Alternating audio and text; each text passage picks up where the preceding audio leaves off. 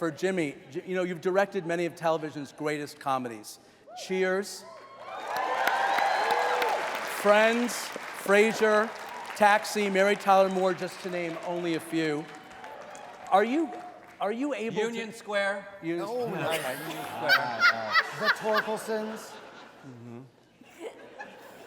You also appeared in The Comeback, which was a hugely, it was great for us. But I want to know whether you feel like, depending on the show, you know right away when you have something, or if you think you know what is going to happen in each case.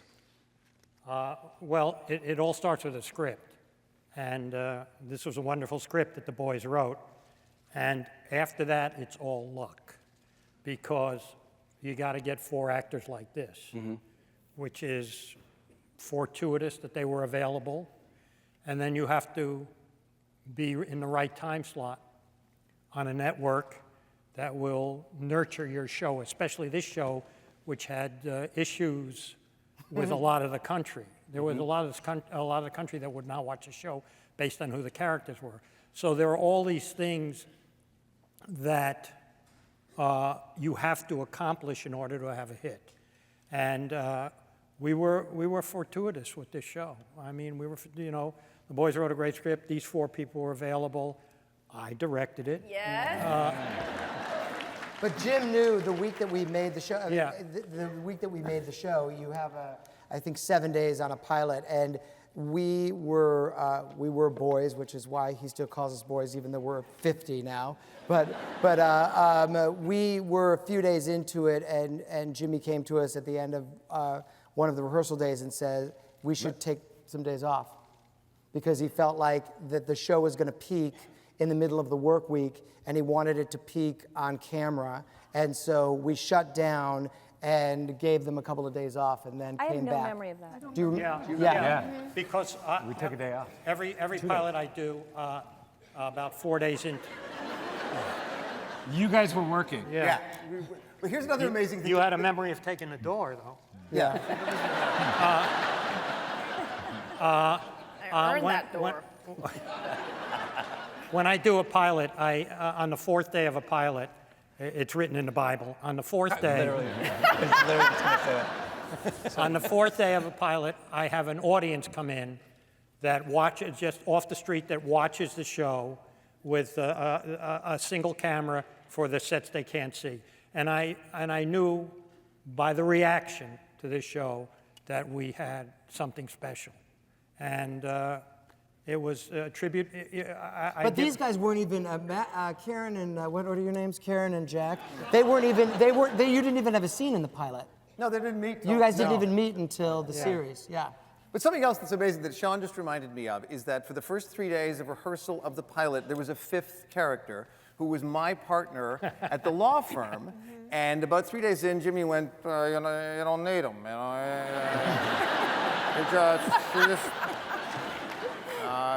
It's one more person I have to direct. I don't want that. So, but so they let him go. And you know who it was? And I forgot. It's Cress Williams, who this week premieres as Black Lightning on the CW. 20 years later. Yeah. That's so crazy. No, I had the joy of having to call him and let him go after the No run through. fun, It but wasn't so good. great. Well, that he's here, and he wants to talk to all of you. Now, since I grabbed your arm, Yeah. you always have really good dirt or juice or surprises. Not tonight. Come on. Do you have anything you can tell us that none of us know? I can tell you that we have been picked up for 5 more episodes next year, and so we're not doing 13, we're doing 18. But that is, yeah. That's a little something. Yeah, that's right. That's a little the something. only thing I can think of. What? Next. What? Megan just reminded me. What? There's something else, too. Oh. I don't remember. NBC has also picked us up for a 3rd season. Oh, right, that.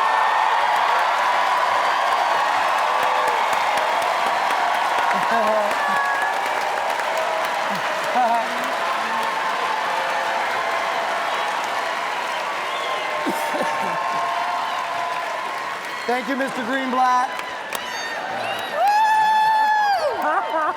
You heard it here first. Well, that's good news. Yeah. Sean, can I ask you something? Finally. I'm sure you will. By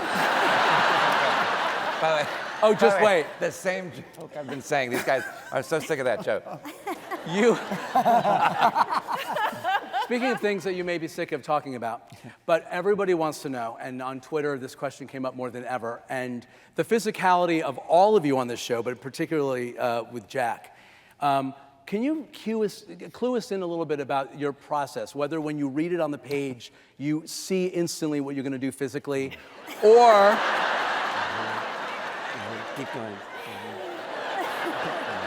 Or does Eric tell you what to do? Yeah. By the way, yes. And it's always right. And it's always right. Now, how much of it comes out of rehearsal? No, I mean, that's what, I always say, and we always say that we all share something in common. We all have a pretty extensive theater background. We all kind of grew up and learned, everything we know in the theater like an actor should probably.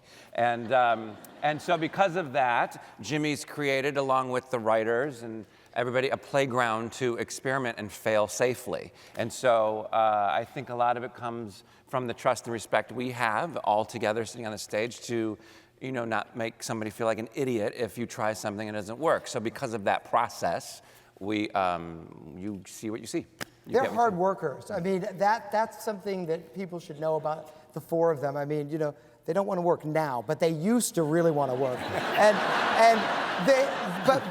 But they're incredible in their technique and their ability as actors to interpret the work, and they get the job done, as you see. Nothing has inspired me more than watching the four of you not only do what you each do in your own lane so brilliantly, but how you honor each other for each other's talent. It's awesome. Thanks. Really I think nice. we're Thanks, Dan. Thank you. That really means a lot. That's a really nice compliment. I think we're genuine fans of each other. And Oh, we were just watching backstage. I'm sorry, but No, that's listening. okay. I'm sorry. Yeah, No, is that's that okay. okay? That's I'm sorry. fine. Yeah, That's yeah. I love listening to Debra. Watching Debra watch these three is one of the great joys of the gig, because she laughs like she doesn't work with us, She laughs like she watches the show. Like, I was like, you work here. You're on that show. Have you not seen this? You were at the table read. Megan, curious, you don't... Wow,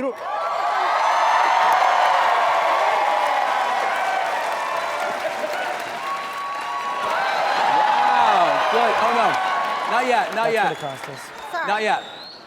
Obviously, you get asked a lot the question about Karen voice and all that, but I want to ask you something that I really wonder about. You don't have to tell us your personal politics, but you get to play a character who may or may not share your personal life views. Mm-hmm. And I wonder if you look at that as challenging or a thrill to kind of enter the body of somebody who's so outspoken in such a specific way? Let's just say that since I've heard that Donald Trump Jr. is going to be available, Nick, we've had a good run.